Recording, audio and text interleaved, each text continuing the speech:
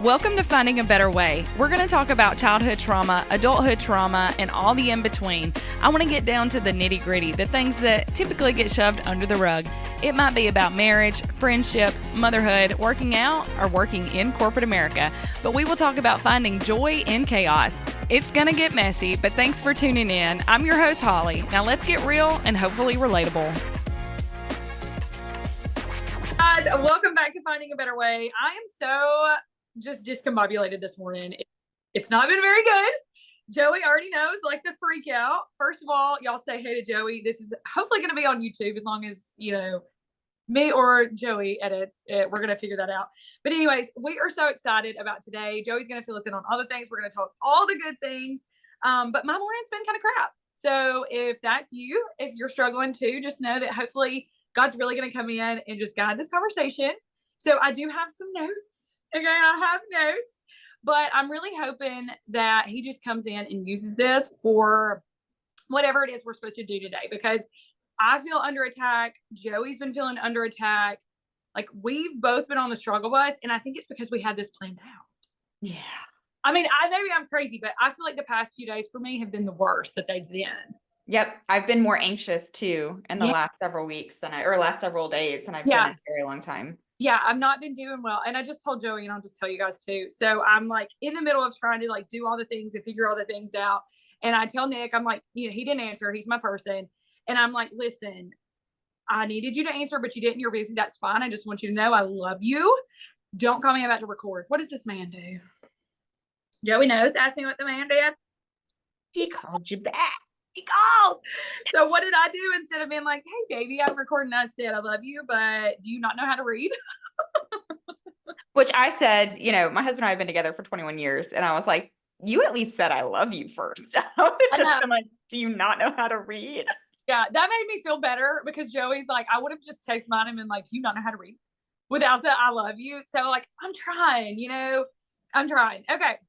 So let's just dive right in. Who is Joey?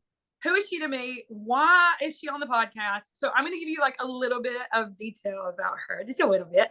And then I'm going to open the floor, and I want Joey just to tell us more about her and possibly use this as an opportunity to talk about maybe like her book or something that she's working on.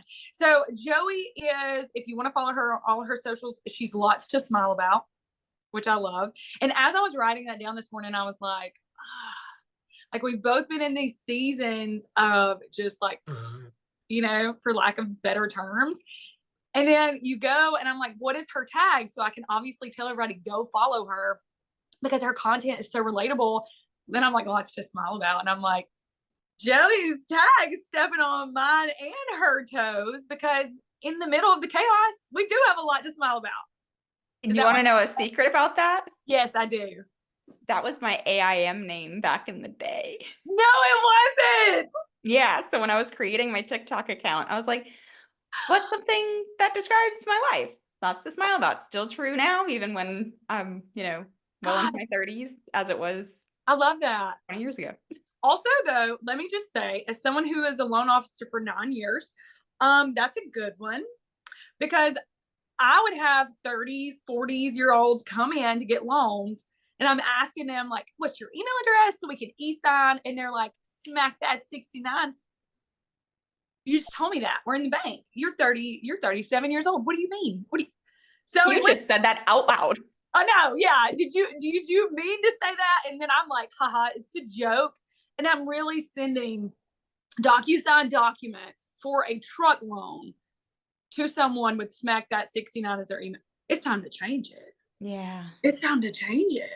So at least you got like a good one. But I love that. And it's such a good reminder. Like I said, it was the reminder I needed this morning. Because this morning I'm writing down, because I didn't know what device I would be on, what I would have. And I was like, let me write her tag down. I'm like, what's this all about? And I'm like, I'm mad at the dog. I won the dog. I'm mad at it for peeing in my house. I have this house. I was going to say, you have a house for it to pee in. I have a house for it to pee in. Yeah. And for so long, like, that was my biggest prayer, was for us to get a house, because for 10 years, me and Nick lived in, my mother called it a shack, but like just this little house that was built as a shop that was gifted to us. And literally, I've talked about it on here before, but we think it was making us sick. Like, it had mold. That episode. So Yeah. I'm like, we have a house for the dog, a clean house for the dog to pee in. And I don't know, it just really made me redirect. And Mm. something that I've been leaning on here lately after listening to Say Robertson's podcast was to fix your heart posture. Yeah.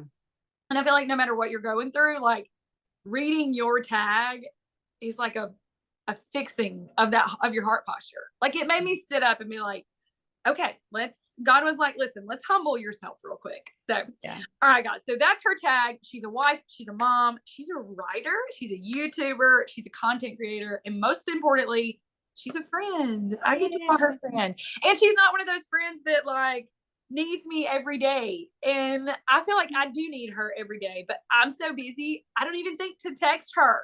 But when I do text her, she's there. And I I'm know always here. this was like, I know you didn't know this was going to be like a woo on Joey, but I needed you. And I feel like God just showed me your content. Oh and it was so, I was like, I love her. She wasn't following me, by the way. Like, no. I followed her first. She asked me the other day, she's like, how did we even? And I'm like, or she was like, how did you find me? Because I told her she had a viral video. I didn't see it.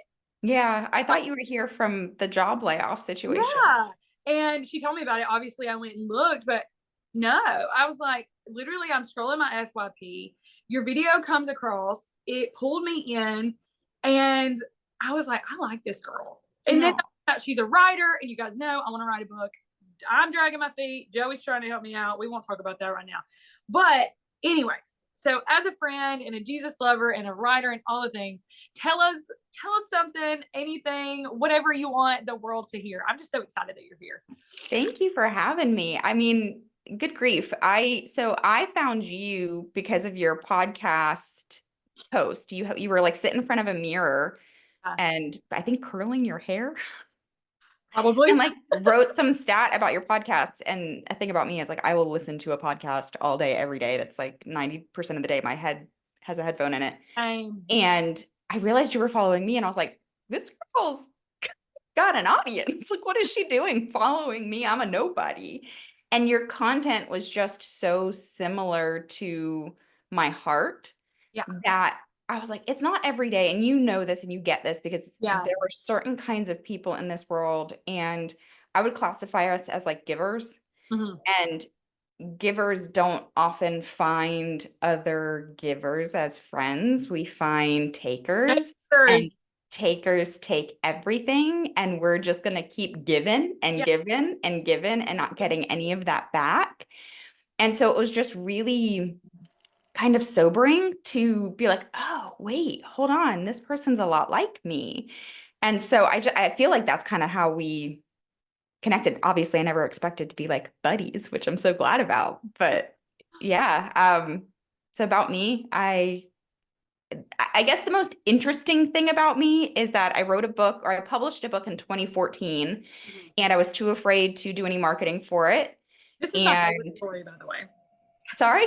This is my favorite story, by the way. Mine too, because this is I have so many like God wink stories. Oh, yeah. My friend calls this one a God smack.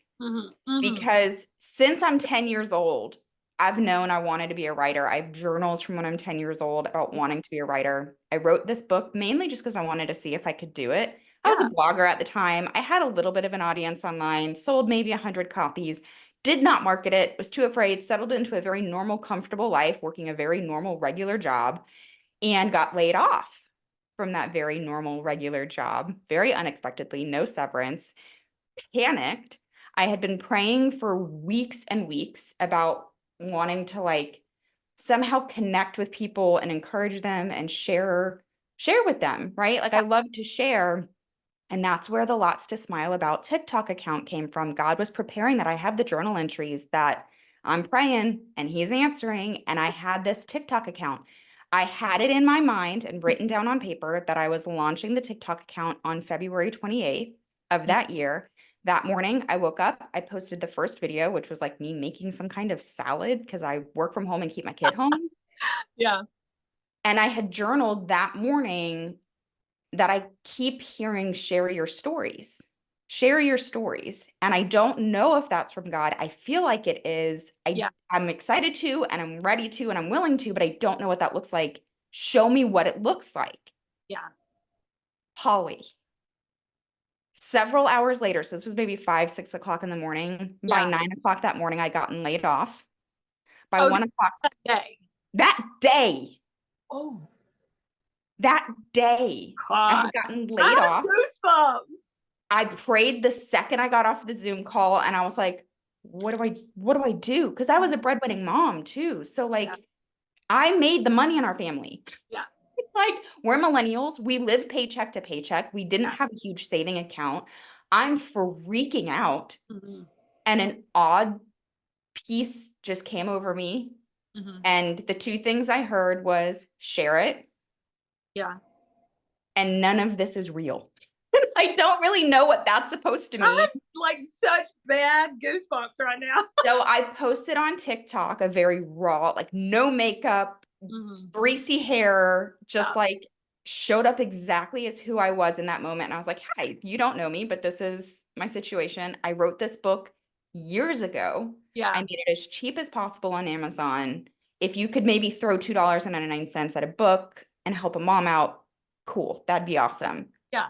The video sat at 0 views from the time that I posted it until about 7:30 that night. So that was several hours, not one single view, 0 What? views, 0, not one. Okay. And then all of a sudden, It it took went off. absolutely viral, absolutely viral. I'm shaking even just telling you this story Yeah. because it's the most bizarre experience. And so that kind of like thrusted me onto this path of Share I've it. always wanted to do this thing and I haven't allowed myself to do it because I'm too afraid because this isn't stable. And I went to college for it. I went to school to be a creative writer. Like I Yeah. have a degree in creative writing.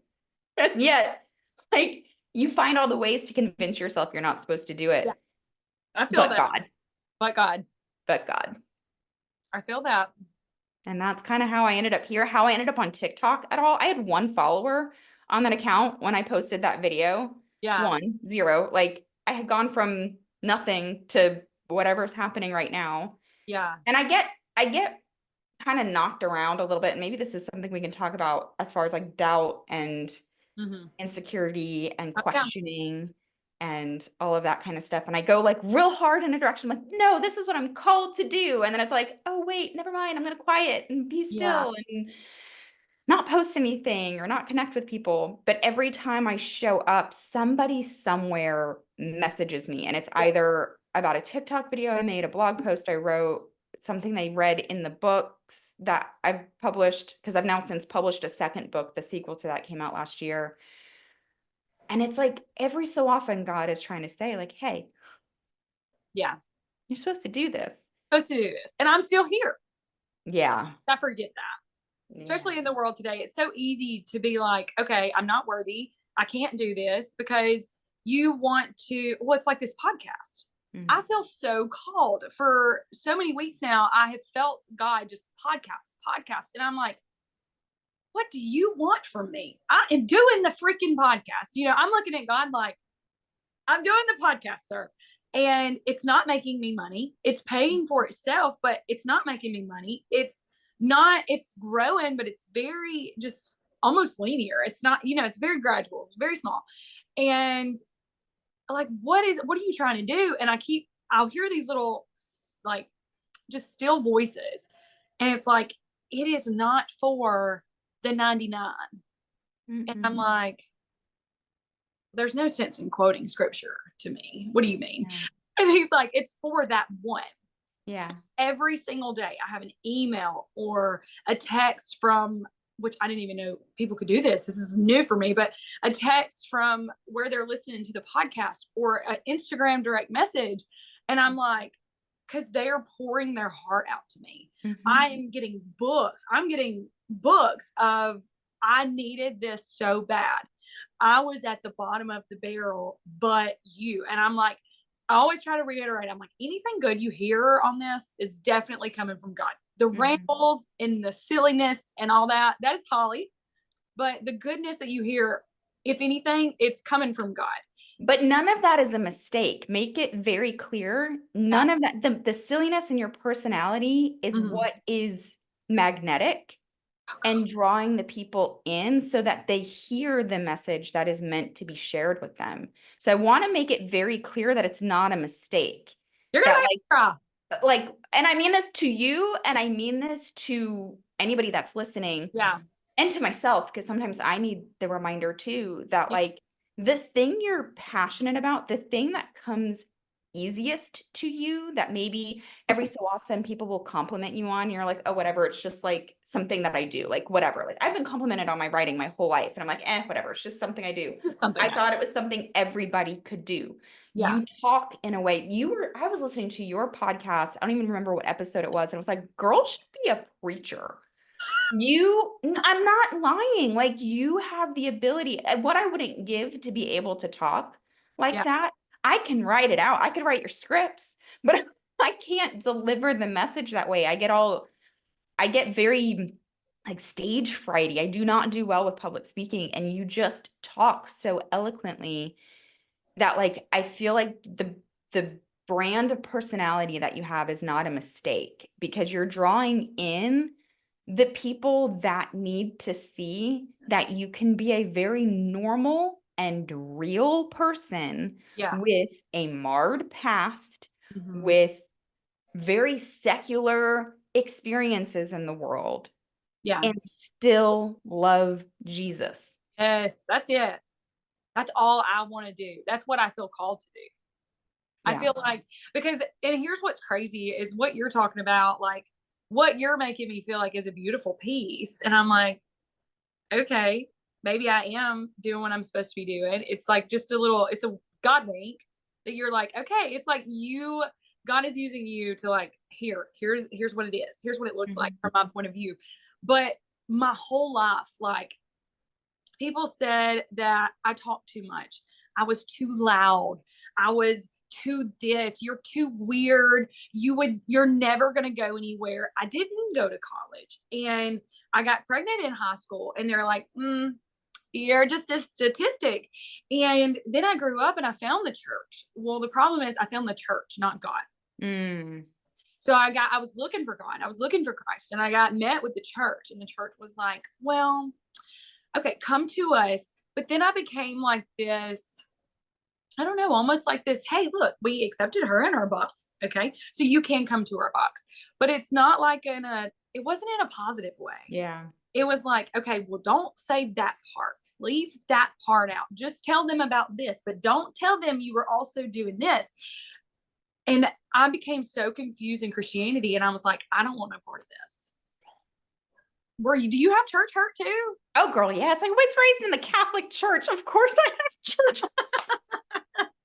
My husband's mother, should I say this on the podcast? I'm saying it. This was not the actual reason, Yeah. because if you know her, then you know that it's not the actual reason. But Yeah. my husband and I started dating when we were 17, and Mhm. she used the fact that I was Catholic, not Christian, as the reason we were not allowed to be together. And that opened the doors for a very many years of aggressive abuse from an adult in Yeah. my life. But there are so many pieces that I was like, I just rejected everything then. I was like, Yeah. screw all of this. Oh yeah. Not for me. If Yeah. this is what I get for trying to be a good person and Then going to I don't church, want. I went to CCD, I have my confirmation, I'm a godparent to, Yeah. I don't want any part of it. Mm-mm. I didn't want any part of it. Yeah. And once I got still and quiet, little by little, Mm. God just started kind of talking. I didn't even own a Bible until I was Yeah. an adult.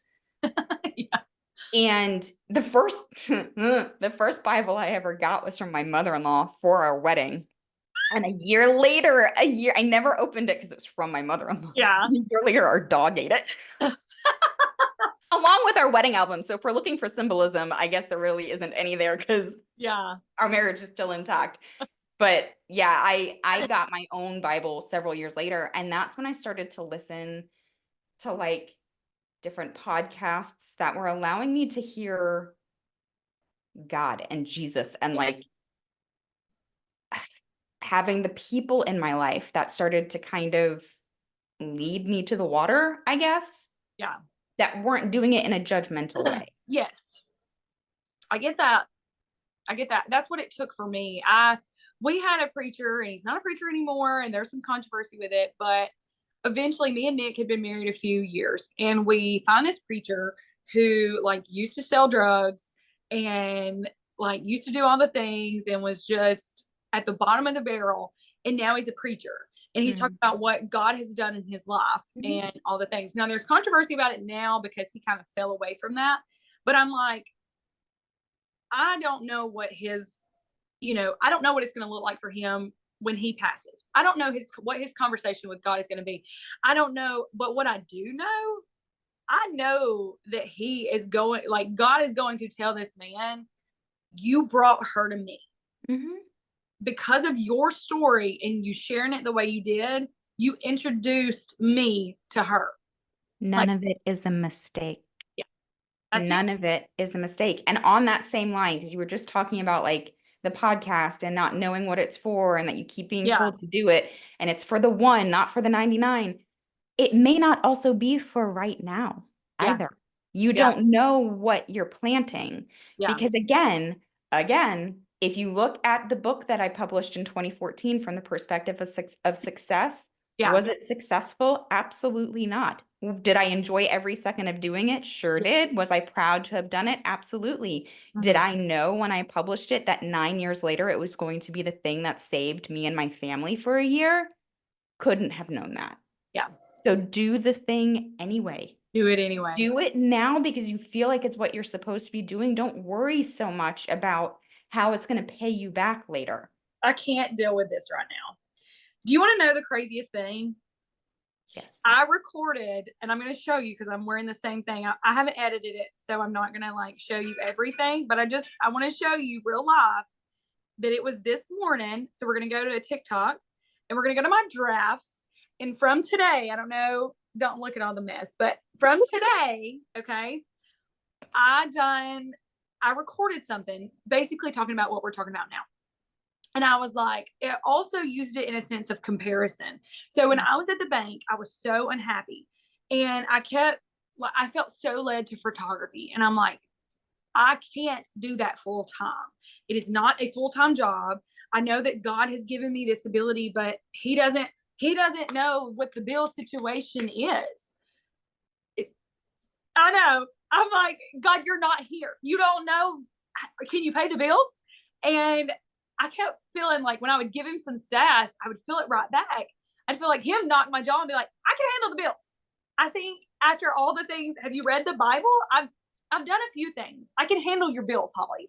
And I'm like, in this worldly mind today, I'm like, okay, but he can't physically bring me money. Like he's not going to just let it rent. Okay, but he did. And I didn't listen to that. And I fought it for so long. I was unhappy. Day one, I started at the bank. 9 years later, I'm still unhappy. I still feel this calling to photography. And I feel God saying, I can take care of this if you will trust me. And I didn't. And eventually he pushed me out and he was like, you're doing this.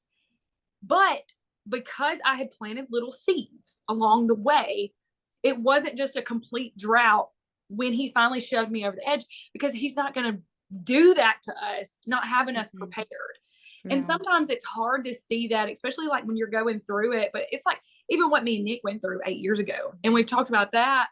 I'm like, I would have never understood. Now, I don't think that God put us through that. God guided us through that. But I do think that because of that, I've been able to reach so many more women. But in the middle of the fire, you don't see that. It's hard to trust him, but you have got to learn how to do so, even if it's in your own way. I have this analogy that I use, and I don't really know how I ended up using it, but if you know anything about my life for the last 15 years, it will make a lot of sense. I say that it's like a paint by number. Yeah. That the seasons that you're going through, when you're going through them, you're like, gosh, this is such a dark time. It's so dark and black and horrible, and I can't see any reason for it or any purpose in it at all. And then you fast forward 5 years down the road, you zoom out a little bit, and you're like, oh, to create this beautiful picture, you needed that little bit of shadow. You needed that little bit of shading. I love that. And you couldn't possibly understand that in the moment. And Mm-mm. I especially have some experiences since 2019 to now Yeah. of like just absolutely devastating experiences, things that I just at that time could not possibly understand. Yeah. One, and two, could not see our way out of. Yeah. I And have, I'm a type A strategizer, yeah. planner, fix it all the time. I've got a plan. We can make this happen. I could not see our Yeah. way out at all.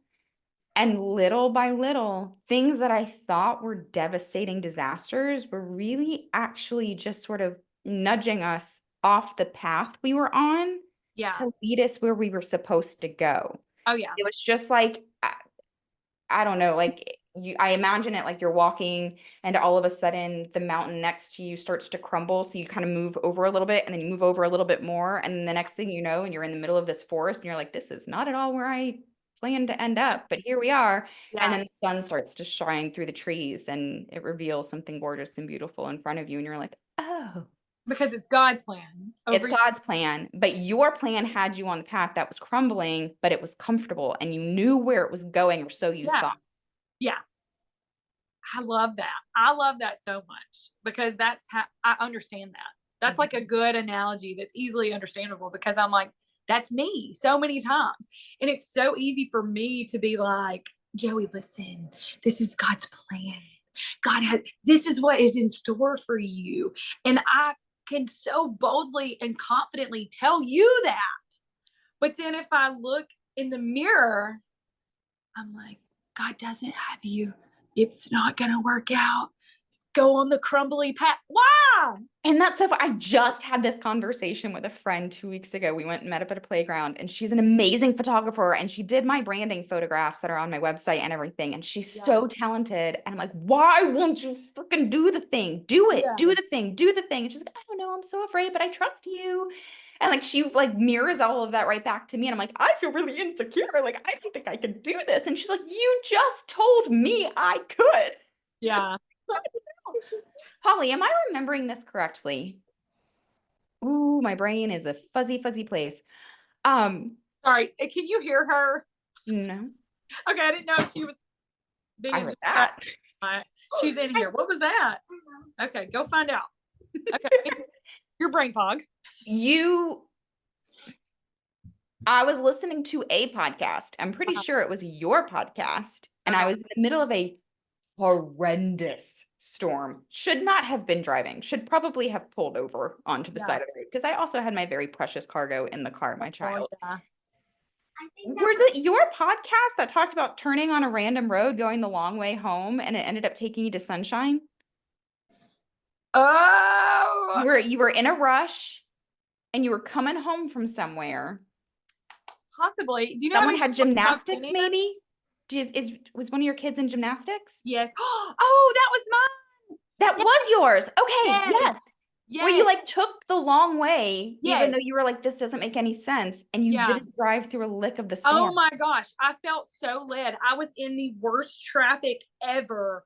And I seen this huge storm and I was like, great, and I kept feeling led to go right. And honestly, that is adding at least 20 minutes to my drive. And I'm like, ugh, no. So I stayed in this traffic. I was going to have to work my way over. And I'm like, no, no, no. And I felt led. So I was like, okay, fine, whatever. I'll go the long way, have no service on the way home, and then take 25 more minutes. So I worked my way across all this traffic. I wish I felt led to stop and take a picture, and I didn't. But I turned right in what was stormy weather. And as soon as I get down the road a little bit, it was so beautiful and sunny. And I could look behind me and see it was pitch black. And I What did a not metaphor. a single raindrop. Yeah, that was me. Yeah, that to me was really powerful, especially because I was physically in that moment driving through a storm, Yeah. but also just lately in life, things have felt very stormy, at least in my heart and my mind, which Yeah. again, like the reality is probably not that. And I Mhm. think that is where we need to start focusing on like the right here and right now. Like the only thing that's real is this exact moment right here, right now. Our Yes. future is imaginary. Our past is imaginary. It just lives in our mind. Yeah. Right here, right now, we are okay. We Yeah. have what we need right now. We Uh-huh. are all right now. Yeah. And I really just like, I don't know, listening to that was really, really powerful to me. That like, Well, like I said earlier before we even recorded, that was God. yeah, Like the goodness you heard in that, that was God. He gave me that, and then I felt so led to stop, and I recorded it. I'm like everything's in my notes. I don't know if you do yeah. the same thing, but I went to my notes and I hit that. You don't use your notes. No, I have a notebook. Oh, listen. If I'm out and about, let me show you. I go to my notes, and literally my whole life is in there. I Okay, would, except my storage is full on everything all the time. girl, you're gonna have to. Okay, listen. I think her being in here is like. I feel like this is my sign that we should switch gears just a little bit. Talk about. I had wanted to talk about some things as like momming Mhm. and like momming as a Christian in today's world, and just kind of. I really wanted to have fun with it because here's the thing. Right under that is a little line, and I have notes about being a mom, being a Christian mama, and right under that there's one line with no notes beside with no notes beside it, and it says seasonal depression. So I thought maybe we could pick it up and then bring it back down. Why not? Okay. Okay. So we are both mamas, Jesus loving mamas. I have got two little girls, 6 and 11, and you have a sweet little boy, He'll be 3 in October. 3. Mhm. 3. Oh my Yeah. God. My youngest is 6, and like all the first are like done, and I'm like, I think she's the last. So I don't know. It's more sentimental. Plus, I was a literal child when I had my firstborn. So now things are just so differently just handled. But what I wanted to talk about, which I guess might be hard since you have a 3-year-old, but you can kind of give me some insight anyways. Kids in school. Yeah. Do you plan on sending to school? Do you plan on trying to homeschool? That flip-flops just about every single week. Yeah. And it's so funny because I'm so convicted every single time. I'm like, I'm doing this. Nope, I'm doing this. And I'm so bold in my statement, and then it changes. Yeah. I think I think he will be in traditional school. Yeah. Even saying that right now makes my stomach a little bit sick. I understand that.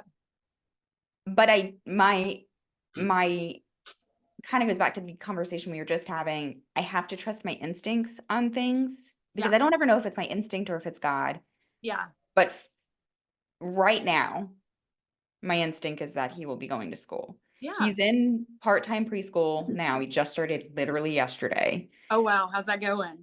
It was good yesterday. Yeah. Uh, we'll see. But it Yeah. was also in the aftermath of another experience in a school Yeah. that, makes national headlines. I know, Joey. I know. So it's just like, I don't I know. know. You're putting your heart outside of your body, letting it walk around, and then you're putting it in other people's care, and you're like, okay, take care of them, I please. Keep them safe. know. It's hard. It's Yeah. hard. Being a mom is so hard. And I feel like we don't talk about the hardest things because Mhm. sometimes it can be embarrassing, like the thoughts that we have and the feelings that we feel, and everything is so under a scope in the sense of, oh, well, this is how Joey feels about this. Let's dissect this. I would say it all has to mean something. Yes. Like it, Why does she feel that like it's like therapy? yeah. And you're like, I am just doing what I feel is best for my. It goes back to the breast and breastfeeding versus formula. I mean, it all stems back to that. And we are mothers out here literally just cutting throat Doing with. and doing the best with the hand that we've been dealt, because I Yeah. had so many people judge us, one, financially for formula feeding, but Yeah. just for a number of other reasons too. My son was in the NICU when he was first Yeah. born, and I had a very traumatic birth, Yeah. and my body could not produce. Yeah. It was not producing.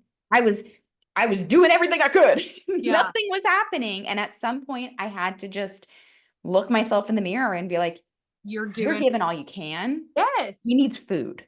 Ask me why I breastfed. How'd Okay. you breastfeed? Okay. Well, I had this little group in my hometown that was like, breast is best. And they were going to die on that hill. And they were like, do you want to be a part of our cult? Basically, that's what it was. Like, breast is great, but I was 18. Yeah. That's all we could afford. Yeah. Like, it was boob or nothing. Yeah. Like, you're either going to take what I have or take what Nick's got. Cause like, have to offer. You know what I mean? Yeah. Like, we couldn't afford formula. And no, but people will make it mean anything. And that's what I'm saying. Well, like I said, like with them asking me to be a part of their like breastfeeding religion, no, because I support mamas that formula feed. Sometimes it's not even anything to do with financial, or in your situation, NICU. It's literally for the mom's mental health. Do you know how hard breastfeeding was? Oh my gosh, it was very hard mentally. I was dealing with some major postpartum depression with my firstborn. And then with my kid, and I was a child, I was a literal child. But then even with my second born, I was working. I was a loan officer, and here I am on a 15-minute on a 15-minute break. You know, in the break room, mind you, that was not fixed for breastfeeding. So I definitely could have sued that company because they're supposed to adjust for you. But I had women walking back and forth to like get their lunch or use the bathroom, and I'm back there completely exposed to the world with two like milking machines. It was terrible. Yeah. It was terrible, but financially it's what made sense to us. So I've never understood that. And that's where I'm struggling with the homeschool thing. So my oldest is in 6th grade. She wanted to go back to school. She missed her friends. I do think that the social interaction is good for her, but I also think that the social interaction is bad for her. So we'll talk about that, but that's like the same thing with the breastfeeding community. It was kind of the same with the homeschooling community. Stick it to the man. The kids don't belong in schools. And I'm like, this is not how I feel. Have you considered what tool your daughter might be in somebody else's life within the school system? And that's why she's there? I have, because my firstborn is, I need you to be still, please. I can hear her like hopping around. She is the sweetest child in the world. And I'm not just saying that because she's my kid. Everybody, every child, every teacher, every adult that comes in contact with her says she has a good soul. She is a light.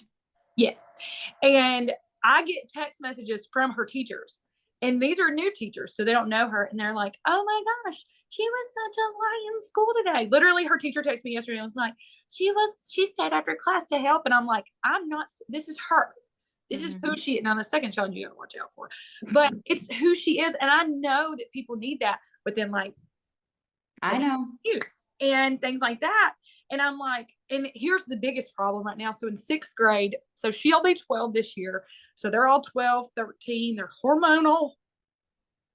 I mean, I'm going to be straight up with you. They're little buttholes. Okay. Yeah. And when I hear their little FaceTime conversations and I hear my sweet little innocent baby being exposed to skibbity toilet, you know, I'm like, what is happening? You know what I mean? I'm like, I'm pulling you from school right now. And I'm like, oh my gosh. So, but I know God is going to watch over her and protect her, but it's so hard as a mom to be like, this is who God has molded you. Cause I can't take credit for it. I was a child and God blessed it. Me and her had to grow up together. But I'm like, I know that he has plans for her to go and be a bold light. If I jerk her out of the school system, am I keeping her from doing what God has her path laid out to be?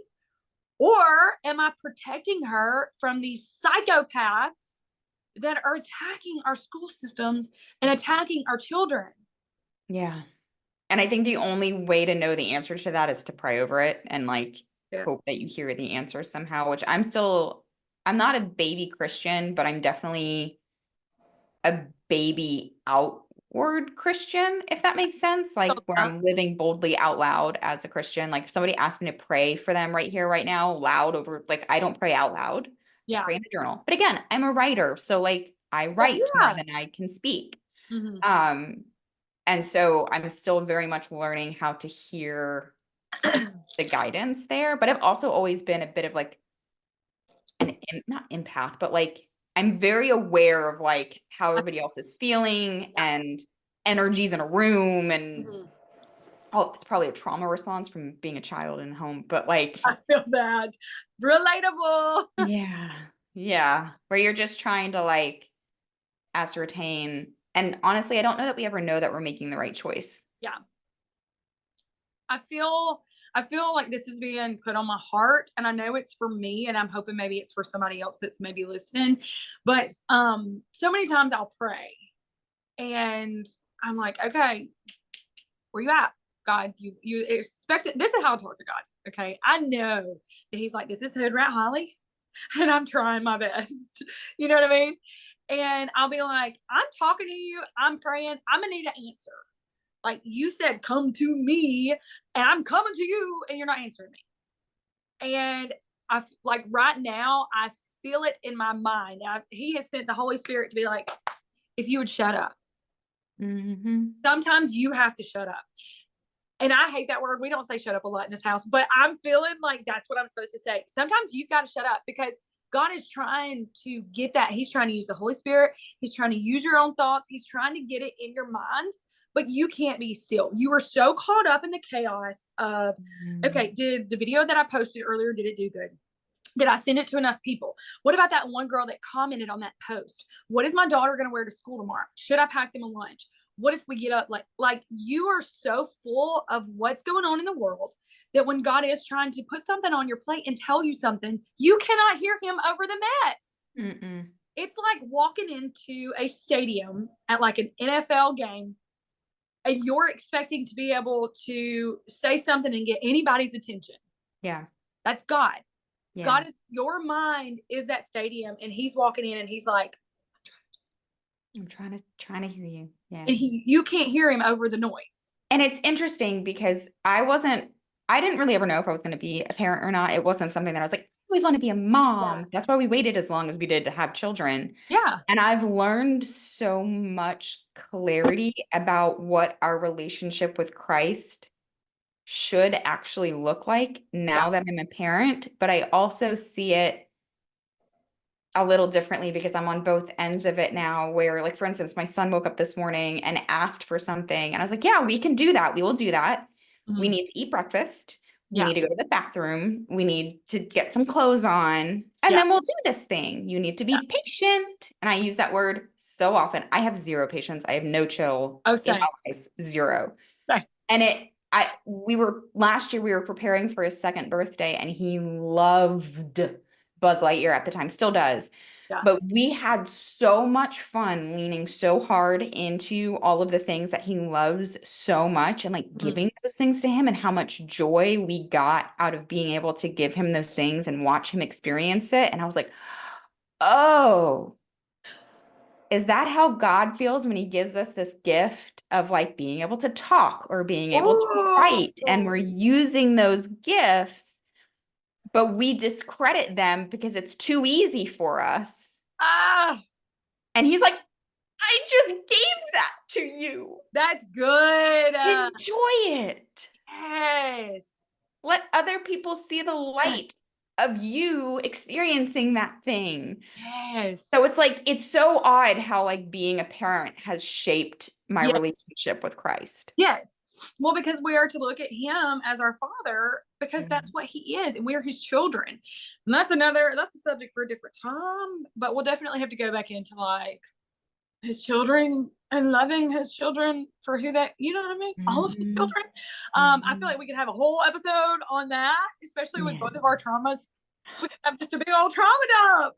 That'd be one of those episodes where we're like, if you're not mentally ready for this, skip this one. Go to the next one. Yeah.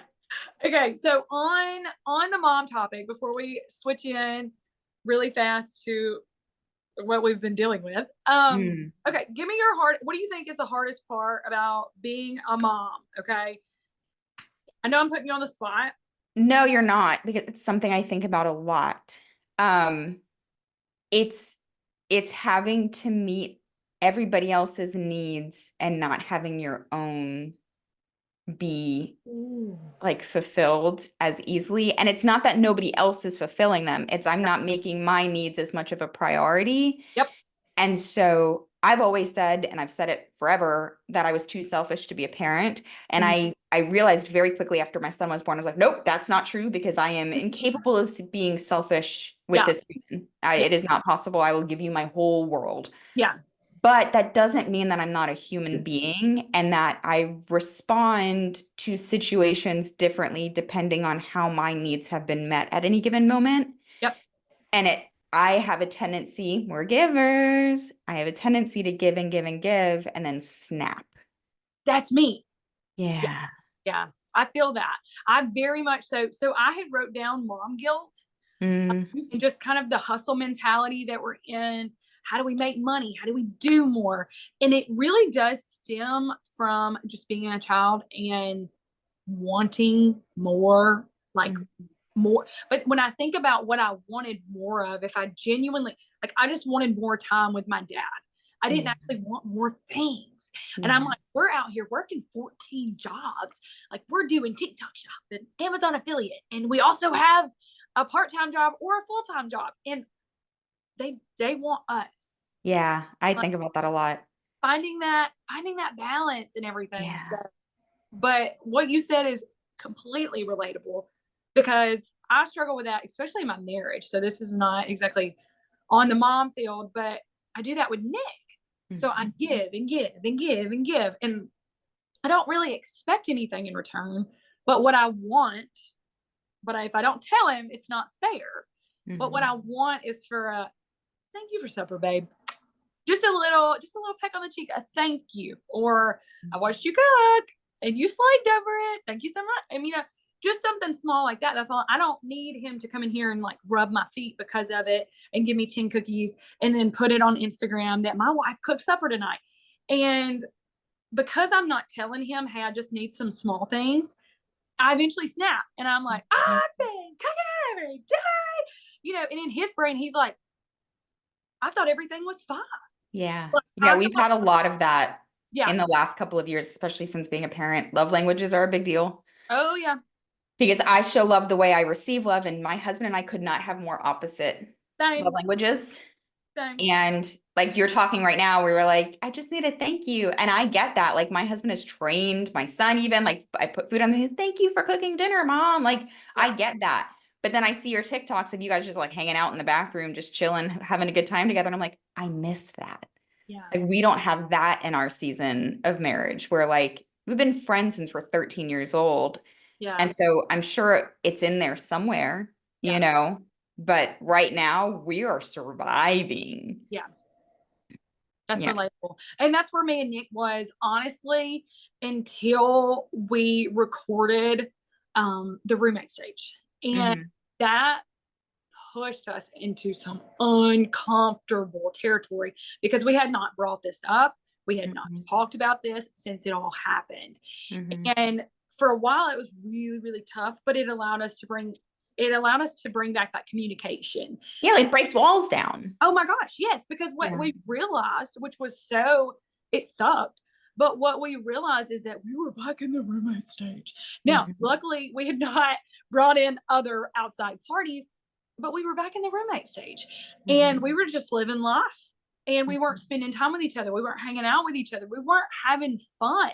Yeah. Like, what's the reason? So we start to have this communication and it's hard. And this is why a lot of people don't communicate in their marriage, because here I am telling Nick, I'm like, this is how I feel. I feel distant. I feel like and he's like, oh, she wants to leave. She don't want to, he thinks the worst. Hmm. And he has to go through his emotions. Why does he feel that way? Is it because I betrayed him? Is he still feeling so boldly betrayed that he's unable to take the next step in our and I know it doesn't relate to everyone. I know not everyone has went through what me and Nick have. Some people have been through affairs. Some people have been through emotional affairs. And then some people have just fallen into that roommate stage. Yeah. And that's it. And I'm telling you right now, it feels so crazy to say because it seems so simple, but communication can really change everything. Yeah. Like you, and like we were just talking about, you cannot stop putting unrealistic expectations on people. If you need your husband to kiss you before he leaves for work every morning, you can't just be sulked up and mad. Like, why does he not kiss me before work? Be like, hey, honey, I need a kiss. But also, you have to consider what you're mirroring. Like, and I don't mean this in a victim blaming kind of way at all. I mean it more like you get back what you put out.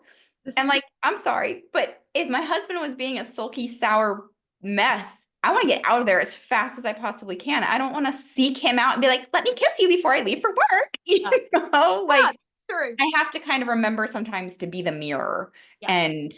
And that's also true with parenting. Like that's also true with my kid where like sometimes he's having a real rough day and I'm snapping at him and he's snapping. My friend laughs. She's childless, but I say we've been getting on each other's nerves all day. And she's like, I don't know why, but I find it so funny to think of you getting on your child's nerves. I'm like, oh, I am sure I'm on his nerves. Oh yeah. Certain of it. He's on mine. I'm on his. We are not jiving. Like this is not it. Wait till he's in middle school. Yeah. I'm ready for that. Speaking of that, and it's so good that you said that, I had a conversation with a coworker the other day, and she was very frustrated. She was very like at her wits' end. She was not doing well. They're having hard times with their morning time routine, and her kid was having some behavioral issues at school, and obviously she feels like a failure as a mom because we take that on. Right? If our kid's not doing, it's our fault, and it's not. But that's what we wear that badge of honor. And she was just feeling very defeated. And I'm like, okay, well, run me through the morning routine. And basically, it was her and her husband, like, rah, rah, rah. And then they're both ill because they've not met each other with grace. Because of that, the next person that she comes encounter with is going to also have to meet that person that was not met with grace, which unfortunately for the child is the child. Yeah. Now, she is not a bad parent. This is what I'm telling her. I'm like, you have to start here before it trickles down. You have to fill this cup before it can overflow into the other cups. It's kind of like that pretty like champagne glass that they do at weddings. Those bottom cups don't get filled up until the top cup is overflowing. Well, and it's the same example too as, have you ever heard the saying, you're walking down the street and you're carrying a cup of coffee, someone bumps into you and you spill your coffee. Why did you spill your coffee? Yeah. Usually the response is because somebody bumped into you. No, you spilled your coffee because coffee was what was in your cup. When somebody bumped into you, you didn't spill water. You had coffee in your cup. Yeah. If you had something else in your cup, it doesn't matter who bumps into you, it's what's in your cup is what's going to spill out, which could kind of lead us into the conversation of our stressy and depressy. Okay, whatever. I've been trying to drag my feet and talk about the mom stuff. It's time. Let's talk about it. Do you want me to start or do you want to start? I'm going to let you start because I feel like you're ready to like pour into it. But I'm just saying, like, if you're feeling seasonal depression happening, just no same. Okay. Yeah. And I'm gonna let Joey spill her cup into this and start us off. So it's odd because I've always been the happy person. Like I'm always been the happy girl. Y'all just told you my AIM name was Lots to Smile About when I had AIM, and I'm showing my age here a little bit. I'm a wee bit older than Holly, but like I've always been my kindergarten teacher called me happy, happy, joy, joy. Like I was always so happy. And so I started to struggle with my mental health a little bit after I got married. I had postpartum anxiety pretty bad after I had my son, but it didn't creep in until 5 months postpartum. So that was odd to me. I was like, oh, I wasn't expecting it to be there so late. Yeah. What I've been experiencing, I would say probably for like the last 6, maybe 7 months. Well, no, we're in September. It's been longer than that. It's been 9 months. We just kind of determined as depression. Ugh. And it was so anxiety disorienting to me because I have lots to smile about. I have nothing to be depressed over. Yeah. And that's not how that works, you guys. It's in your brain. And I was ignoring it for so long, but I had to think about it from the fact, like if I had a broken leg and I just kept walking on this broken leg, people would look at me and be like, go get your leg checked out, man. Yeah. Like, what are What you are you doing? doing to yourself? Yeah. And it took me a very long time, but I did finally go back to my doctor, I guess it was 2 weeks ago now, to be like, I'm not okay. Like, something is wrong. And like, I do all of the things that you're supposed to do. I meditate, I exercise, I eat well, I drink a lot of water, I journal every single day. I have healthy outlets that I participated in. I have good friends and a lovely family. I have Yeah. all the things that you're supposed to have. Yeah. It doesn't matter if your mind is not well. That's why they call it mental well-being. Yeah.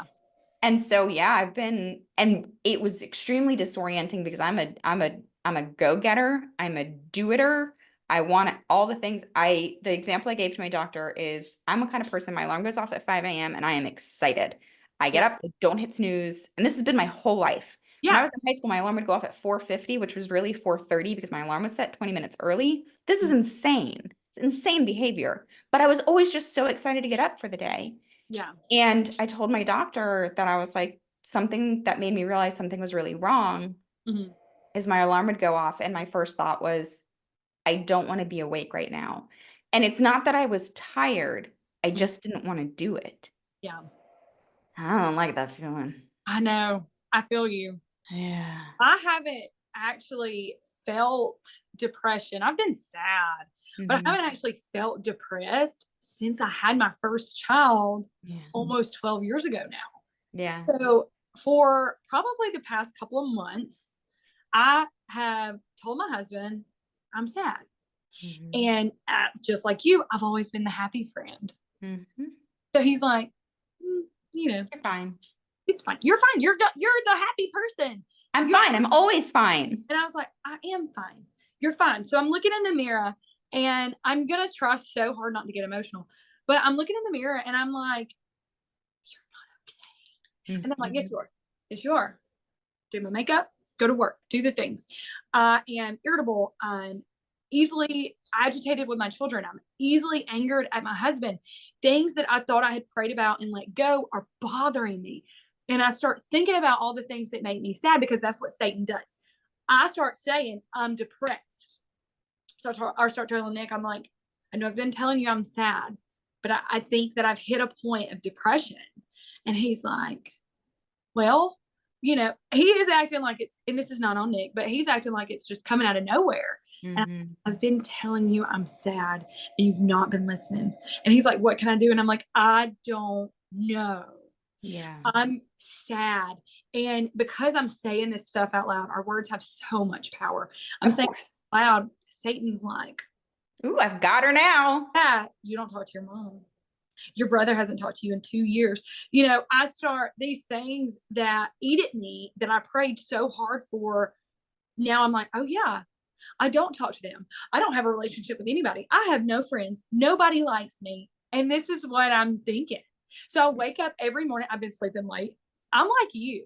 I'm up at 5 o'clock every day, smile on my face. Nick hates to see me in the morning because he's not a morning person. And I'm Yeah. like, I wake up out of the bed and I'm like, what do you want to do today? And he's like, no, honey, no. But I've been sleeping late, like an hour. I had to take my daughter to school this morning because she missed the bus. I can't get out of bed. I don't want to get out of bed. The bed is my comfort zone. I don't want to change out of my pajamas. I don't want to do anything. I don't want to wash my face. I don't want to brush my teeth. I don't want to know. And some days I don't. Some days I won't brush my teeth until 4 o'clock that afternoon when my husband gets home. And Holly, I think the thing that's really important to kind of point out here is I don't know that anybody looking at our social media Would know that. would have any clue. I know. I've tried to bring it up a little bit here and there, but that's why I also think it's just so important to realize that like everybody has something going on behind the scenes that you don't know anything about. Yeah. And honestly, becoming friends with you and getting a little bit of an insight into what life looks like for you has been so comforting to me. Yeah. Because you and I live a very similar life where we're home with our children all day long. We're doing all of the things, Yeah. super ambitious, but also a little insecure and a little unsure. We're a Jill of all trades, but we're not really sure where to throw ourselves into. Yeah. And it can get really messy in your mind when you're looking at somebody else doing that and being like, oh, well, why am I not doing all of those things too? Yep. And I think that can feed into that depressed state.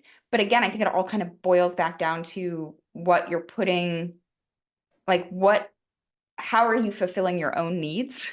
Yeah. Which is a big part of like why we're feeling the way that we are. Yeah. Jeez. I feel that. Listen, I got so distracted. I went to hit the bottom thing and I see the word record, Joey. You don't? It says record. It doesn't say stop recording. Does that mean I didn't record this whole podcast? No, it told me it was recording. It Okay. says recording on mine. Oh, okay. Just checking. Could Well, you imagine? I mean, that may be our sign though, because I do have to go pick up my son here in a hot minute. yeah, I But was at the time. I was like, oh my gosh, we were supposed to get started at 9, you guys, my time, and no, we were supposed to get started at 9, and it is currently 10:40. can we please also just share? And I didn't take it any sort of way. So Holly texts me this morning and what was it that you said? You Yeah, said, I was like, she just thought I so was you aggressive. know, it's 7:20 here or something like that. I think, hold on.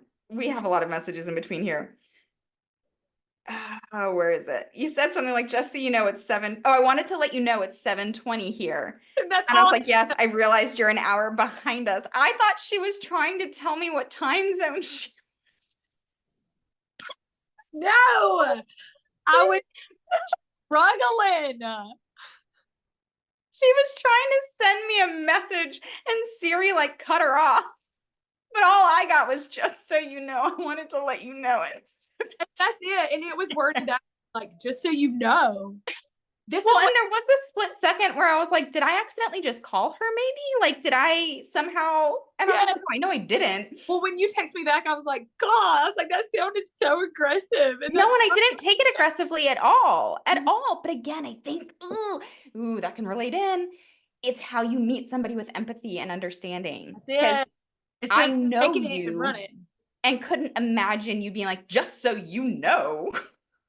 Never expect that out of you. I Yeah. thought you were doing me like a kindness because I had mentioned in our previous messaging that I was like, I don't really know what time zone you're in or how time zones work, but I think you're an hour behind me. I'm not sure. So I Yeah. thought you were just being kind and being like, just so you know, it's currently 7:20 here. So I could look at my own clock and be like, okay, I'm an hour ahead of you. Yeah. This is great. So what time is it there? It's 11:44. oh my gosh. I know, I We're gotta go poor get my cousin. kiddo. Yeah. He's had my Okay. kid since 7:45 this morning. We're gonna wrap it up. I think maybe this is our sign to have Joey back on the pod. Yes. I mean, I've had so much fun. Me I hope too. you have too. I have, yeah.